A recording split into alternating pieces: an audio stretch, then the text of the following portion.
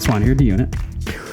I know videos have been very few and far between, but I've been busy working on other projects, and mainly one of the big projects I've been working on is an iPhone unlock. But we'll get to that later. Today I want to talk to you about why sometimes when you see, and not specifically me or anybody else that does one of these FRP bypass videos, why if you try to do them, they don't work. And one of the big faults is that sometimes, actually in all my FRP videos I've noticed is that I don't specifically tell you which version of Android I'm running or which Android security patch has been running or that kind of thing, And there's so many different There are so many different variables that can occur. For example, somebody has maybe a different Slate variant of the phone, like they released LG something another 0.2 or something stupid like that.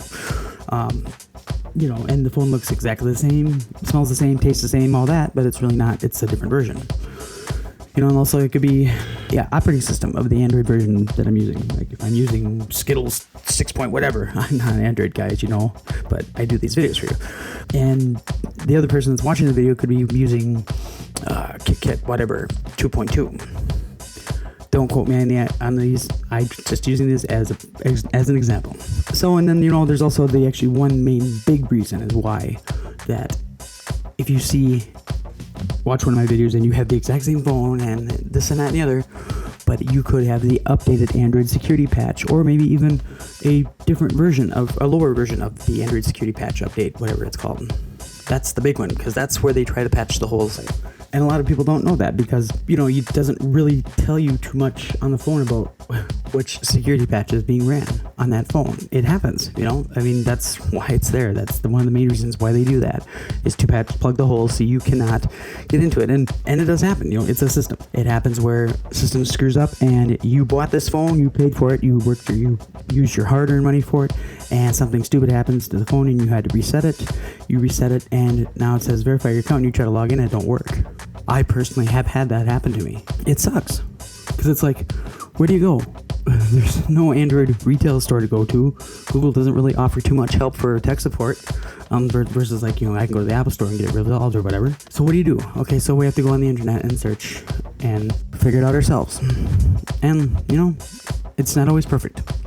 Sometimes it happens. And also, another thing too is, believe it or not, it could be the carrier you're using. Now, one of the notorious ones I specifically hate doing is TracFone. TracFone locks their phones up tighter than Fort Knox, and that's a fact. They put different security procedures on the phone so that you cannot unlock it or do this to that, so it has to basically stay on TracFone so they get their money. And that's what it all basically comes down to, is so that they get their money. And one of the other last things that I want to touch base on is also, there may be a step in my video I may have accidentally missed or went over it too quickly, or the mistake is so subtle that it can be easily missed by the normal lay ear. And I try not to do that, but nobody's perfect. I try to do my best, and I try to do one-take shots for you, so it doesn't look like, the scene is cut or anything like that, where, I've seen it where you go on and you look, and this guy's claiming to have an FRP bypass for you, and it goes through all the way, and then there's a little slice in the video where they cut it and then swap the phones out and put a different phone in, but it doesn't look like that, and they're boom, and it's unlocked. I have seen many videos that do that. I do not do that. If I cannot get a phone unlocked, I will not make a video about it. Plain and simple. If I can get it unlocked, and depending on the complexities of it and how many steps I had to take, if I had to take 1,000,000 steps to do it and it's going to be a 3-hour video to unlock the phone, well, then chances are I'm probably not going to shoot the video. I've had 2 phones now that are literally it takes me an hour and a half just to unlock the damn thing. So, there you have it.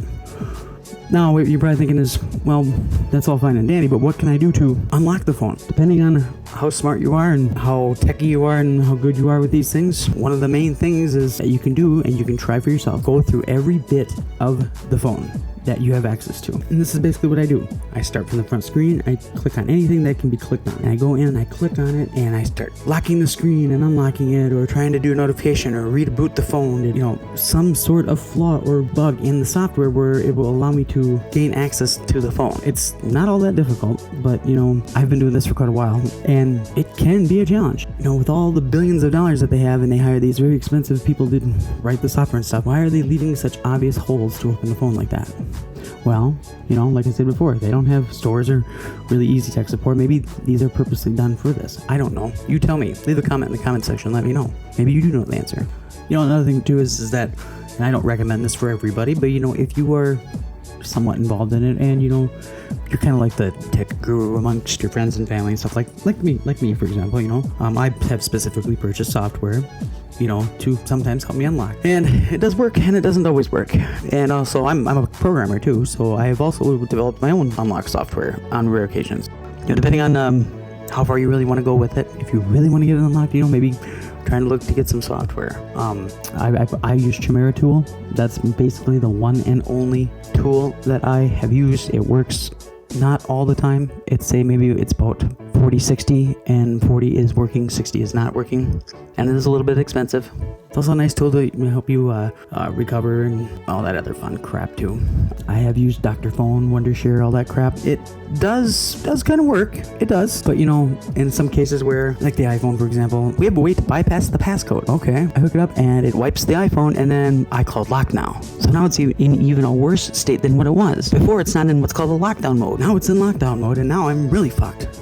Not anymore, because I have an iPass. I have a bypass for it. But at any rate, play around with the phone. If it's ever be locked already, well, what's the worst that can happen to it? You're gonna break it? No. You're not gonna do anything worse to the phone than it already is. And you're not gonna do something to the phone so bad that it will never work again.